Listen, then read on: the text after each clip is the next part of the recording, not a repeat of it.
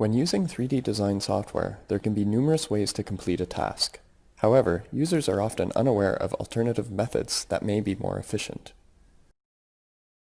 Most help systems answer questions such as, "What does this do?" "How can I do this?" or "How have others done this?" But to transition to expert behaviors, users also need to know what is a better way to do this. To achieve this goal, we have developed workflow graphs, a novel framework that contrasts a user's workflows to the workflows of the user community to create similar content. The system begins by capturing and analyzing workflow variations from the user community. These workflows are encoded into a graphical representation called a WGraph. By comparing an active user's workflow to this workflow graph, we can suggest new workflows for the user to learn. There are two major ways a workflow can vary. First, there may be high-level alternative workflows that can be followed, consisting of different sub-steps.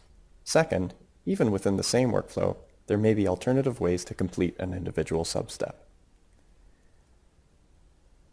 To generate the workflow graph, the sequence of events for each user is considered as a set of nodes. Each node is marked up with metadata such as screen recordings, command log data, and the CSG tree. We then add a start node, and we merge the final nodes of each workflow into an end node. Next, the pipeline merges nodes with similar geometry within each user's workflow.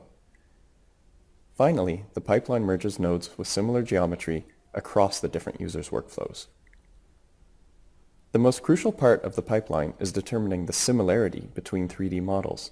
We use an autoencoder to translate 3D point cloud data for each 3D model snapshot into a 512-dimensional vector. We compare these vectors using cosine distance to quantify the similarity between models. Nodes that are within a threshold value are merged. Here we see the WGraph created automatically from a set of 8 distinct workflows for modeling a mug. The WGraph reveals several interesting patterns. The high-level method followed by most users was to first construct the body of the mug and then build and add the handle. Other users first built the handle and later cut out the center of the mug's body. The WGraph for a standing desk is now shown. The graph is more complex and has many more substeps. Again, we can see paths that reflect the different orders in which users created the 3 main parts of the desk. We now illustrate 3 novel interface mechanisms that are made available by WGraphs. Wsuggest can be used to suggest alternative workflows to users. The user first records themselves performing a 3D modeling task. During this recording, Wsuggest is capturing the metadata associated with their workflow.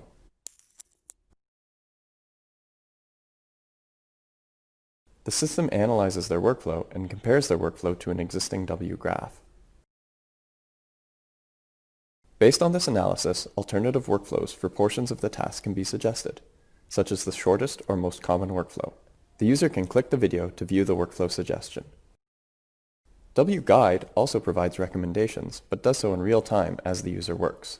While working on a 3D modeling task, WGuide shows possible next steps. These videos are populated based on the strategies captured in the WGraph. Specifically, the panel recommends video demonstrations that match to the current user's state and proceed one edge forward in the WGraph. Finally, the WInstruct system uses WGraphs as a tool for users to explore the multiple ways that a model can be constructed. This can be useful for instructors to provide feedback to students and assess their work. By examining the graph, an instructor can see the approaches taken by students. The user can filter the workflows by their characteristics and view individual steps in the workflow. We see this work as a first step towards a next generation of help and learning systems powered by a data-driven model of the tasks and workflows. Please see our paper for more details.